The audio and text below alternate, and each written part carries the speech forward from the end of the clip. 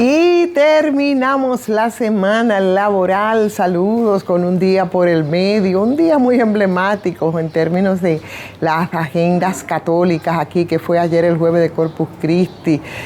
Pero aquí estamos, señores, abatidos con un viernes y un fin de semana que preludia muchísimo calor, con ligeras capas del polvo del Sahara, no tan avasallante como en otros momentos. Habrán algunos chubasquitos por ahí, con algunas tronadas aisladas por efectos de una vaguada, efectos ya residuales, ¿no?, de una onda tropical que marcan la jornada. Eso por lo menos es lo que nos ha dicho el Instituto Dominicano de la Meteorología en su último boletín, en la que recalca el INDOMET que las precipitaciones serán a veces moderadas, con tormentas eléctricas y todo esto que nos repiten, pero ya ustedes saben, calor, ese sí es verdad, no nos los despinta absolutamente nadie. Mucho calor en la jornada de este fin de semana. Informaciones, bueno, de esta semana, seguimos dando vuelta con el tema de el JECSET, con lo que fueron los resultados de la medida de coerción que se estaba conociendo, todo lo que a raíz de esto se ha replicado, se ha argumentado y por supuesto, el impedimento de salida, que todos sabemos, la presentación periódica, una fianza de 50 millones a los hermanos Espaillat como medidas de coerción para que no desaparezcan, lo que se va a juicio de fondo y para intentar desmontar también algunos argumentos, que eso sí ha sido puesta toda una estrategia respecto a claves a testigos fundamentales con testimonios nuevos que de alguna manera aceleraron el proceso, como el caso del ex empleado Gregory. La defensa, bueno, pues ha enseñado algunos chats con Maribel Espaillat para demostrar que no se estaba tratando de incidir, ¿no?, en lo que podría ser una contaminación del proceso. Y aquí hay dos blancos. El caso de Zulinka, que no sé hasta dónde puede ser entendible lo ocurrido, pero no es ilegítimo por lo que ella ha dicho, ¿verdad? Que si fuera mi caso yo no lo hubiese hecho, pero tampoco es un asunto que, como lo han tomado algunos, por un lado, primero en el derecho que tiene y la situación particular de cada quien, y lo que tienen también los Espaillat de tratar de cuidar su patrimonio. Ahora, en este caso, señores, tan complicado, va a ser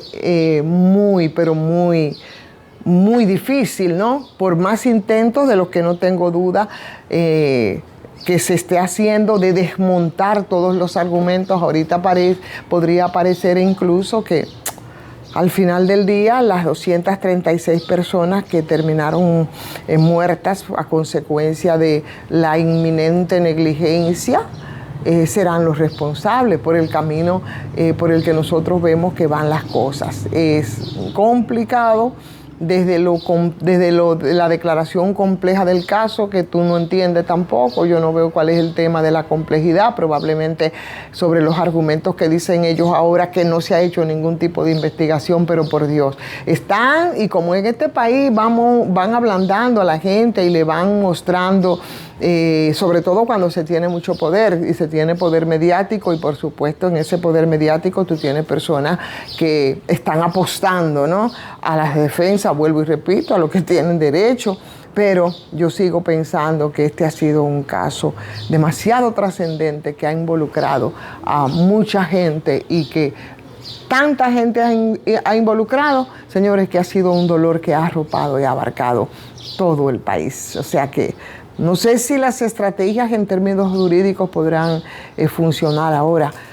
No sé cómo será que se van a aplicar esas estrategias para un poco aplacar, ¿no?, esa rabia social de la gente frente a un caso de la magnitud al que asistimos ese 8 de abril, que quedará sellado en la conciencia de los y las dominicanas como la peor tragedia que hayamos padecido.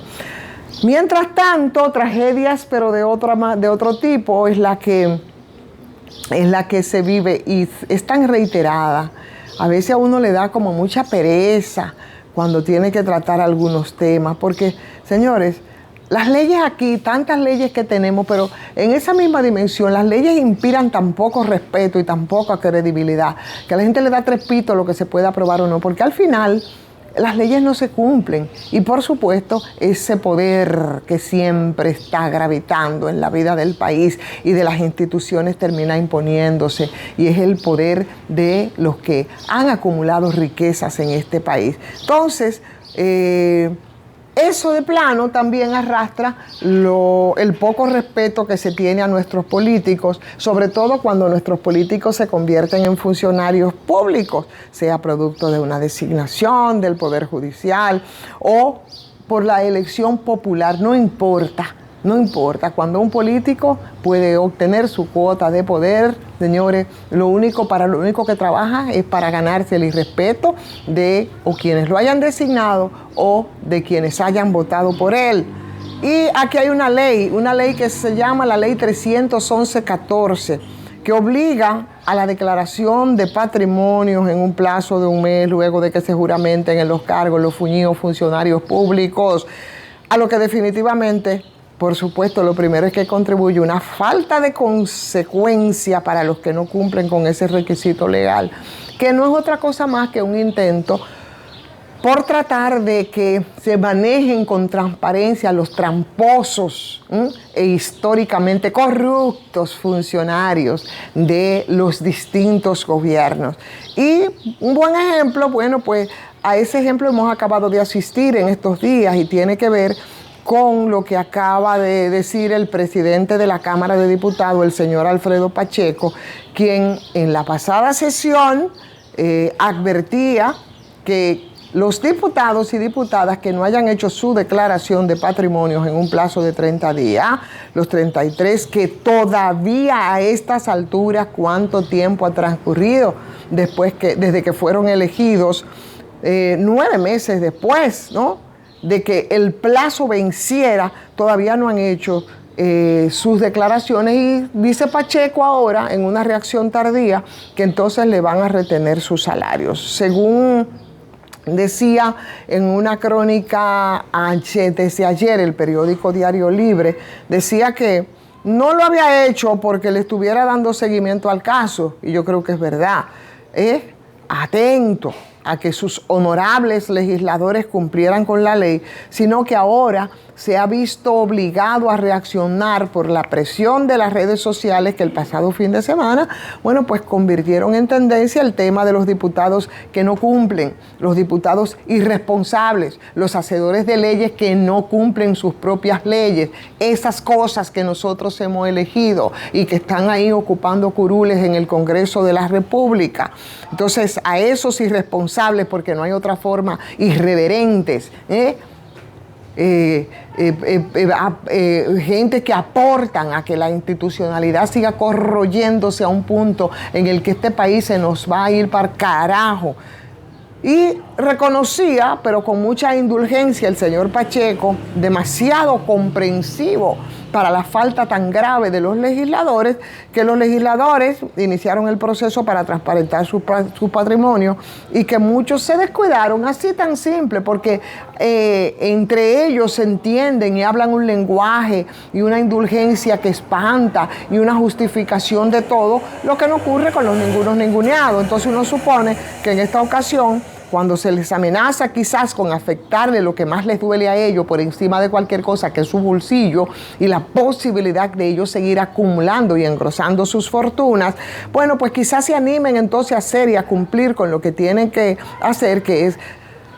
hacer su declaratoria, ¿no?, de lo que llevan, con lo que llegan, para después hacer la comparación con lo que se va, que siempre es mucho dinero. Entonces vamos a ver si se animan a hacerlo. Si eso no ocurre, bueno, pues bastante nice, cool, el señor presidente de la Cámara de Diputados,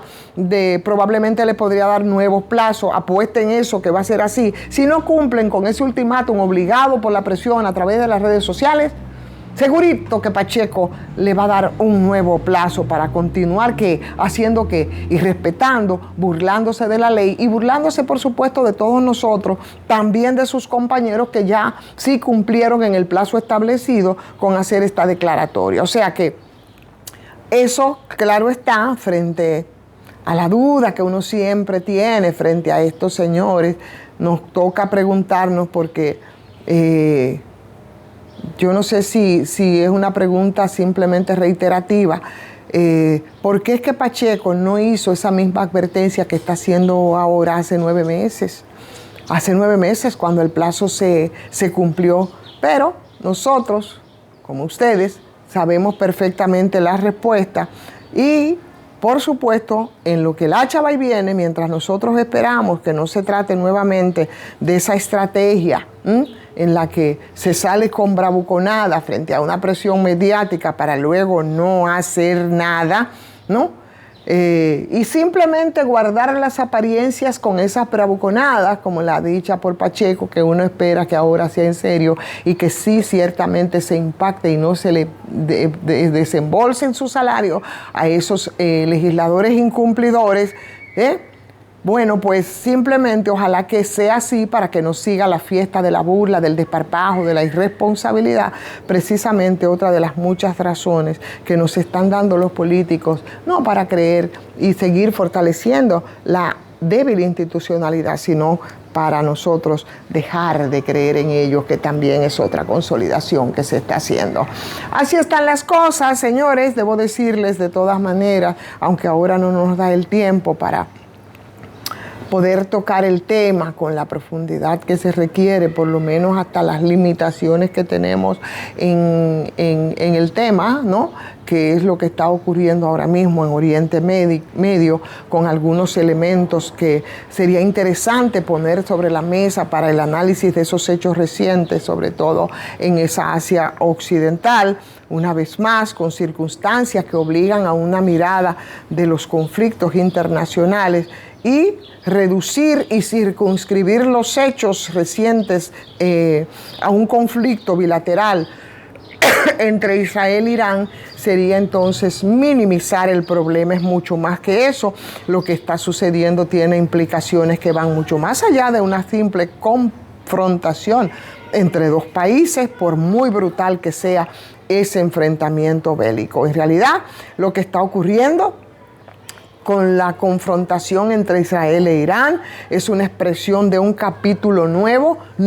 dentro de una conflictividad que producen las contradicciones antagónicas de un sistema internacional que está marcado fundamentalmente por un polo de poder en decadencia, y ya ustedes saben a quiénes me estoy refiriendo, y por otros que emergen como alternativa. Entonces, ese sistema internacional que irrumpió a partir del dolor de la Segunda Guerra Mundial y de todo el engaño de algunos vendedores acerca de las consecuencias, yo creo que generaron esa triada del control mundial que se construyó por instrumentos que todavía sobreviven, como el Fondo Monetario Internacional, como el Banco Mundial, y como instituciones que, como la ONU y como la OEA, una de 1945 y otra de 1949, han sido simplemente unas herramientas que Occidente ha utilizado durante los últimos 80 años para sostener el dominio,